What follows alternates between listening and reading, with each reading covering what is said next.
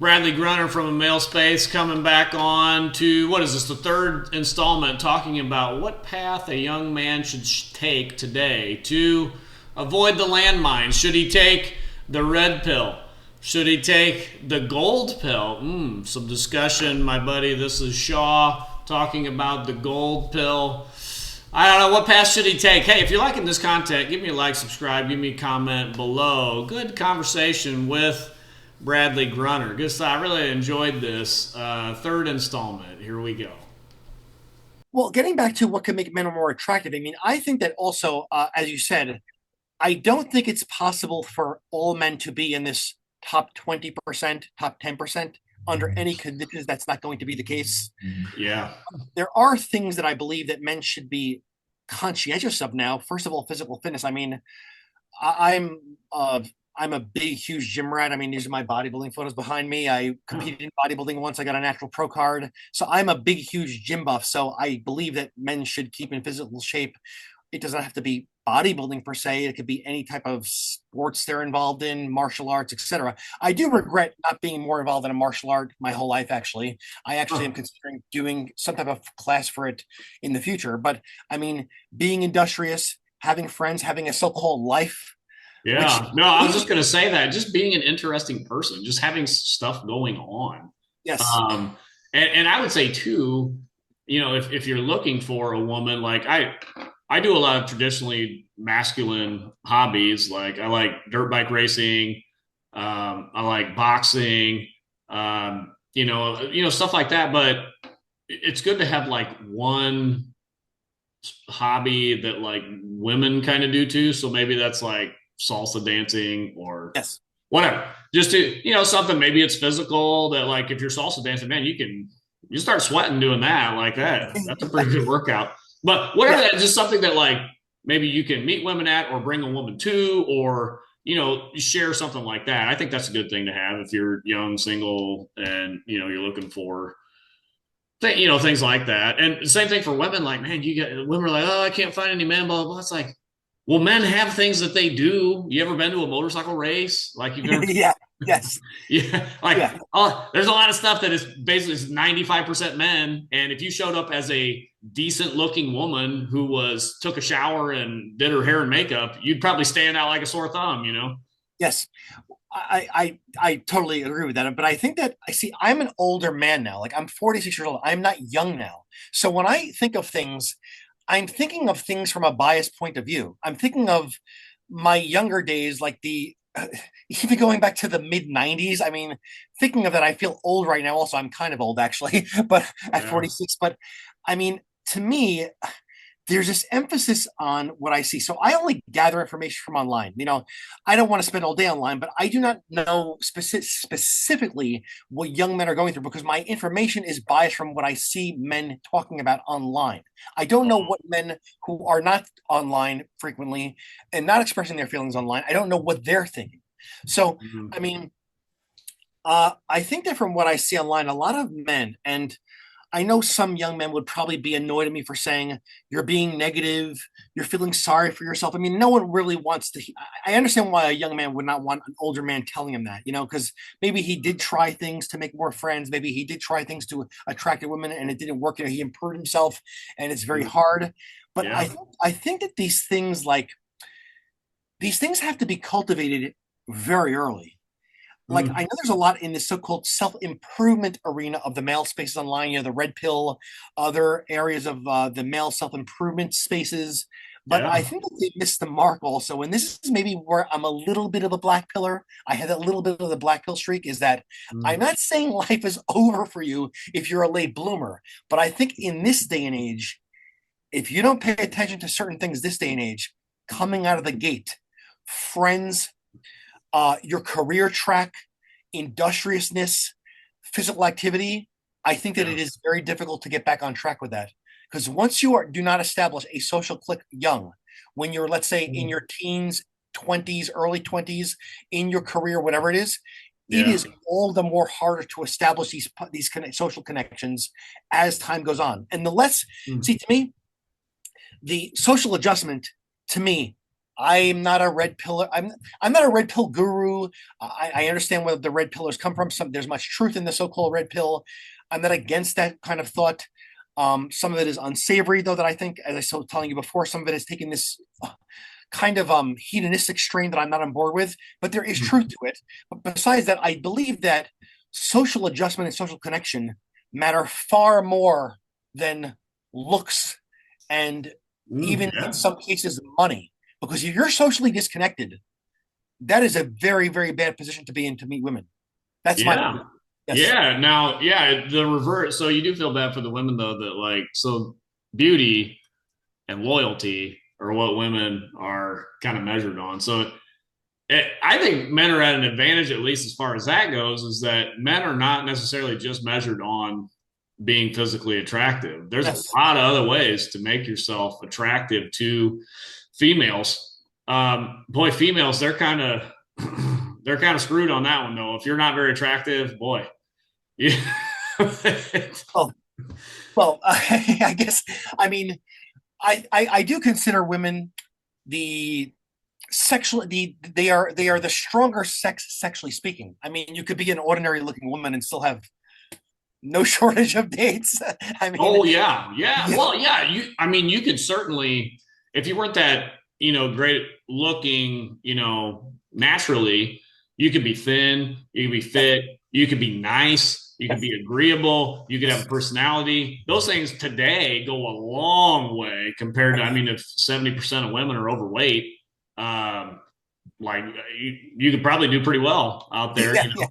Yes. So I guess the if anybody comes across, I have a very small channel right now, but I guess if some young men come across my channel, I don't want to say to them, I would never say to them like, look, it's too late, it's too late. But I'm saying that you kind of, if any man in their teens or 20s comes across my channel, I'm urging them to say like, look, I do not go for this whole thing that a lot of these so-called gurus go for that, men peak into 35 to 50 years old. Now, perhaps they are financially stronger in those years and they might be attractive to some women that are younger, but I something, uh, I'm going to say it again. I believe these things have to be cultivated very early because Yeah. I'm going to say it again, and I will drop it as I want to be a broken record. You got to get these friendships and connections going early because the more time that goes on, the less people are available generally. The less women are available, the less, well, as you're saying, a lot of women are not married. I guess they're available, but Yeah, those windows are extending, I think. yes. Yeah. But Yeah. to get, let's say, inside of a social circle, it's hard to do that later in life. So my premise is to be socially connected and focus on career.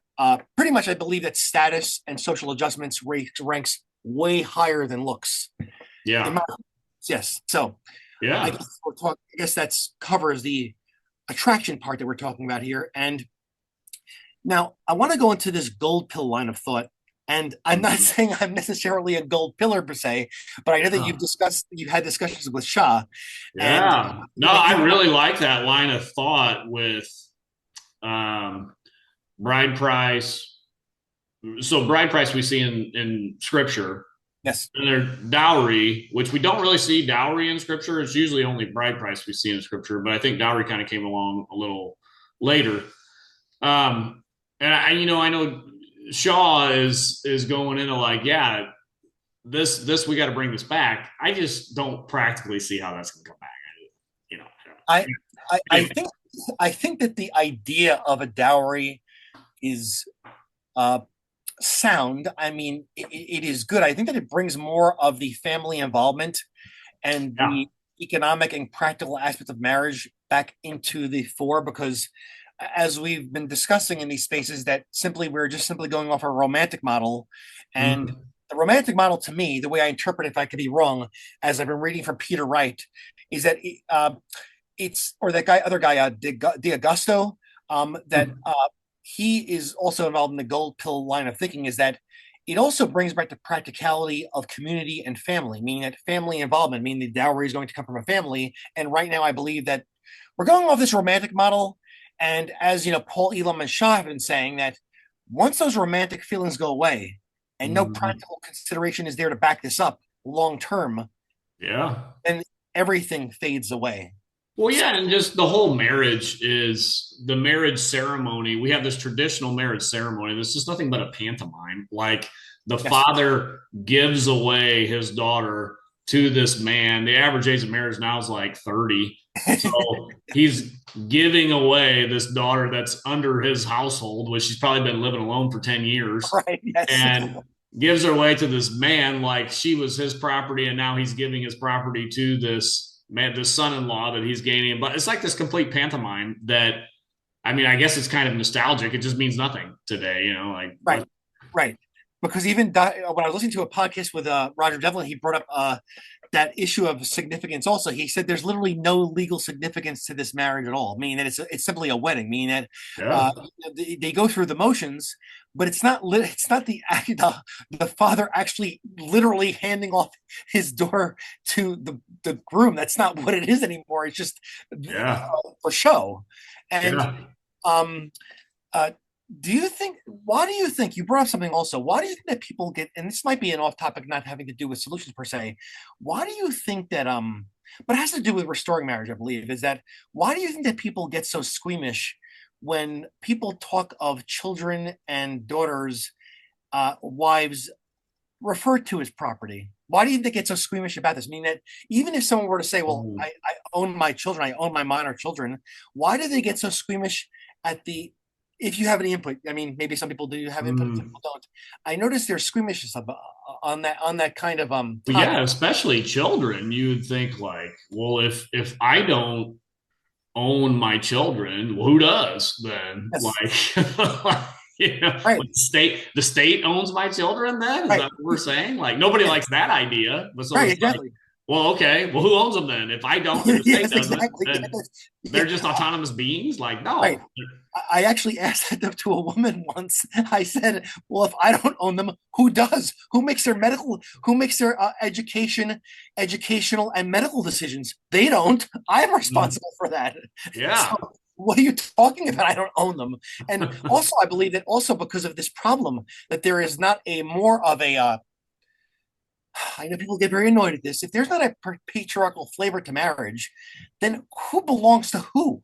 I mean, yeah, there's like, as I was discussing with another man I interviewed, Anthony Nowicki, is that the problem I see with this whole mess that young men are in is that I believe, as people in the gospel space have been saying, is that dating generally. I know that young men have to date now because how else are you going to do this? We don't have courtship. We don't have courtship in which a suitor is trying to court the daughter, get approval from the father, yeah. which to me is the ideal way and the way it should be. I believe we are Mm, completely in what Devlin and Baskerville call sexual anarchy, where literally there are no rules. No one belongs to anyone. See, to me, the boyfriend and girlfriend thing, even though I know that men have to go through that process, boyfriend and girlfriend before marriage now, how do you get around this in this day and age? I don't know. To yeah, me, these are inconsequential terms. They might as well they might as well mean absolutely nothing in the mm, context of serious life. Because yeah, if all women, well, even the ones that are not married, all not all, many have boyfriends. Are they going to marry these boyfriends? They don't seem to be marrying these boyfriends. So yeah. what kind of consequence to this relationship is there? I mean, if a woman has boyfriend after boyfriend since teenage years, what are these? What where does this go? Is this productive? I Well, don't know. yeah, even like biblically speaking in the Old Testament, uh, you're talking about women, boyfriend, girlfriend, these are inconsequential, but like those relationships in the Old Testament, if Yeah. you were having sex, you were married. You see, Like that, yes, so it's like these people that are boyfriend, girlfriend, and then like 3 months, oh, okay, we got a new one, blah, blah. I mean, in the Old Testament, you would be looked at as being married multiple times and an adulterer and everything else, like yes, that's literally what God's law says about that. yes.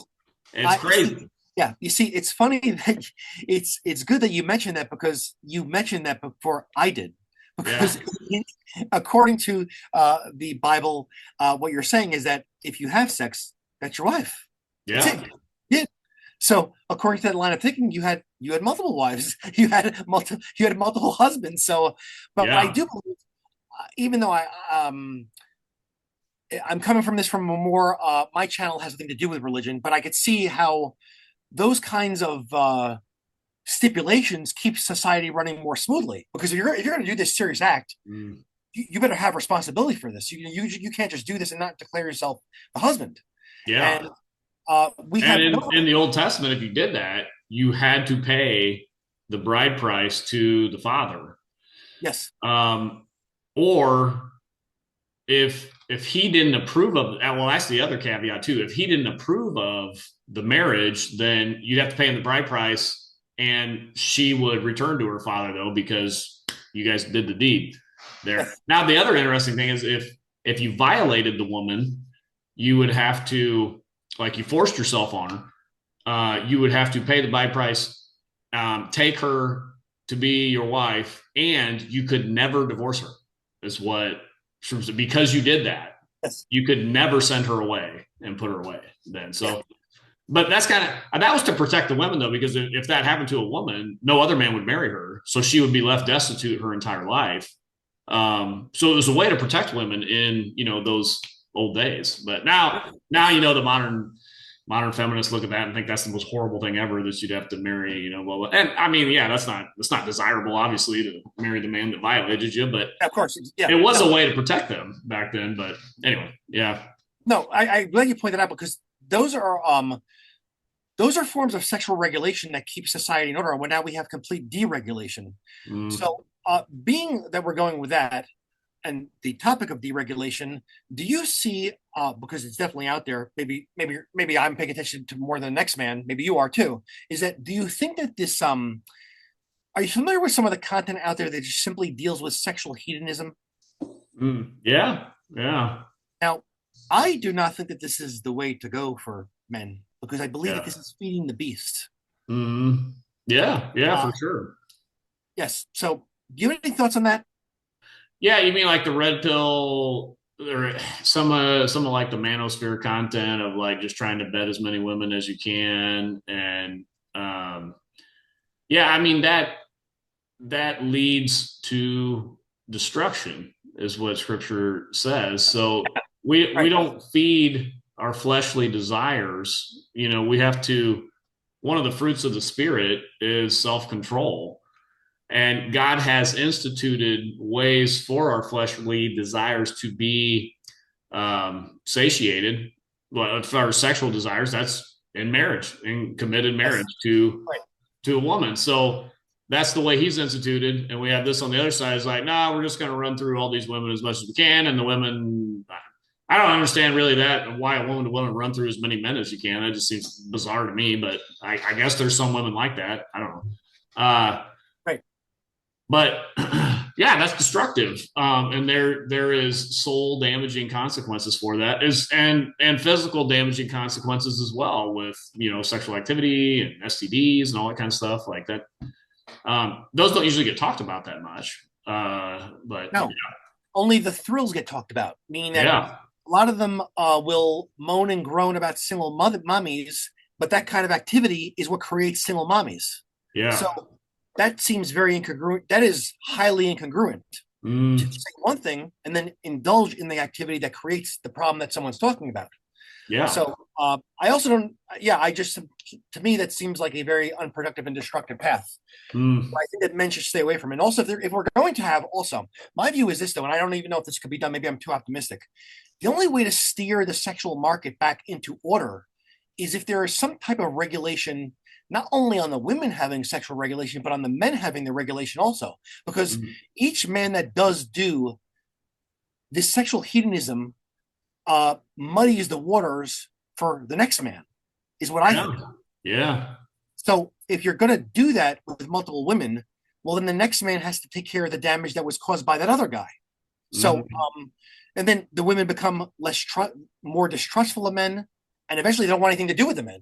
Because yeah, if you get your body used, if a woman gets her body used, maybe she's doing this because women are also sexually driven as well. I'm not going to say that both sexes also have sexual desires that could be acted out upon without love, without affection, without marriage.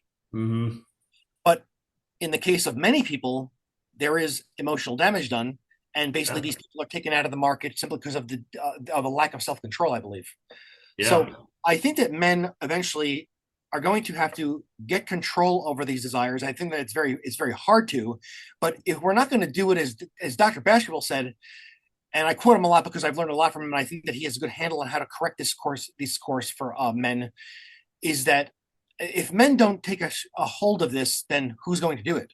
Who's going to hold the line? Who's going to hold the line on more respectable behavior from both sexes? What do you think of Mm. that?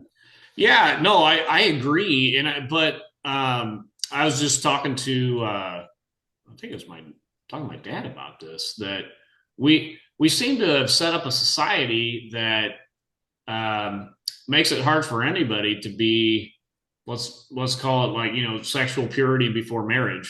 Like, if we're going to be pure and be committed to one partner, if the average guy, if he's got his sexual peak is at 18, and at if he goes to college, so he's looking at what, 22, 23 before he gets out of college, then he probably needs to get established in some type of career before he can think about being married. So he's like, what, maybe best case you're like 25 before you're looking to get married, and then you get to be 25 and half the women don't even want to get married until they're 30. So we've like set up. So I'm just talking specifically in the church, like we expect in the church, and we should, purity before marriage, because that's what scripture teaches.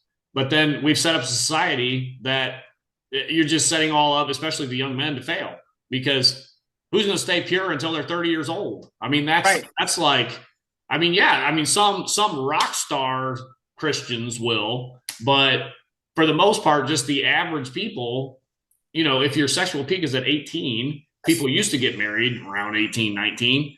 But Yeah. the society that we've set up is, I mean, forget about that. I mean, nobody's getting married that early, or like maybe 5% of the population is. Right. So I think that's a piece of it too, is that we need to set up our society um, to be not to not be sexually promiscuous because of how long we wait to get married. Now, I guess there's the argument too. Once you get married, you have to stay faithful to your spouse. But with that, and even and then the other end, we're talking about the birth crisis, which I believe there is a birth crisis that we are going to have, just mathematically, simple math. We're going to have demographic collapse here with almost every first and second world country. So a woman at age 30, if that's the average age of marriage, at age 30, she has already passed 90% of her eggs. So she only has 10% of her eggs left at age 30. That's when we're getting married. So, like, you're going to have fewer children if you only have 10% of your eggs left to have children. That's that's nuts. Yes, it is. You point out these. I call these strangleholds because they're very hard to rein in at this point. But for an individual man being, we're trying to. I don't mean individual solutions. I believe that kind of like individual advice should be given by a father or a religious figure. I'm not saying that I have answers for individual men. I'm just trying to have a conversation because I'm concerned about men. Well, no, Like, so, and even I think it's important we give the individual advice, because many fathers are not giving this yeah, advice. And exactly. Yes. certainly many pastors and religious figures are not giving this advice because they don't want to offend women. So, Right. so you're not going to hear it. Well, no, I think you're right about this. Like, for example, if some men pop up in your space, my space, maybe we could do like a group call of people who want to call us one day. I'm all up for that. Also, if that happens, is that Yeah. like, do you think that well, let's say there's a guy who they see your content, right? And it's a guy who really wants to have a full life, a family, all that, and he's intelligent, and he really wants to. Well, you never know what's going to happen in life. There are all kinds of roadblocks and things that take you off your path and challenges. But let's say a guy really wanted to, again, not wait till he's 12 years past sexual maturity to do this, and he still has his schooling. I mean, I guess a simple pointer would be, well, we're living under this current system that might not be perfect or consistent with the word of whatever religion he follows Yeah. or is part of, is that you could still make do to a degree, I believe. I mean, maybe you cannot get married as early as you want to, but maybe at least try to have some foresight. Mhm. Find if you're going to have the so-called girlfriend, be very I guess you could look out for the so-called red flags and green flags and just try to uh, Yeah. make good decisions. Because I believe that a lot of people in general they're not thinking of this. They're not thinking of these of making these more thoughtful decisions than just going with the hormones. Yeah, Although, well, no, and that's why I really like the what Shaw's doing with the gold pill, and that space is like, I don't think we're going back to dowry and bride price, but just expecting the wife to bring something to the marriage, I think that's at least a good step in the right direction. It was like, no, the expectation is not that you're going to retire and live as a woman of leisure when we get married. As long as you have one child, then you get to retire and live a life of leisure. Like that, I don't see how that's fair. Like, oh yeah, I understand that. But for in your opinion, if you do have one on this, do you think a lot of young men simply just even when they're, let's say, making a choice of a girlfriend or even a wife if they get married, do you think that they just like the gold pillars have been saying, do you think that they just hop onto, a woman likes them and they're so overcome with this romance and hormones and the sexual feelings and the sex itself that yeah, they just go right into this and they're not discreet enough. And because yeah. I think also, and this is particular to my upbringing as well. I grew up in, let's say, a very highly permissive environment in the 90s. Mm. And I've been around women who, like you said, that I don't want to talk negatively about these women. These women were just young and also, filled with, all kinds of sexual feelings as well, like the men were. You know what I'm saying? So Mm. Yeah. they did not make the proper. Some of them acted in certain ways, maybe that they look back upon and maybe like, I can't believe I did that. Some like behaviors that you and I probably wouldn't think would be the best, but Yeah. maybe I'm informed about some things, maybe a lack of self control. Who knows? But I actually confused myself here. Where am I trying to go back with this? Is that I think that there has to be. I mean, okay, this is where I'm going from. I believe this, and I'm not trying to say that I'm like a master at this or that I'm like some type of person who could read people's minds, but I do believe that red flags are evident like this. I'm the Mm. type of person who could talk to a man or a woman and Yeah. I could just see it almost immediately. Meaning that if I were to approve of a man that was trying to court my daughter, if we're going to call it courtship or dating, whatever, Yeah. and you know how a lot of women, for example, even though we're talking about men here, let's say the flip example is that they'll say things like this. I didn't know he was like that. He's a narcissist. And I didn't know it until 2 years in.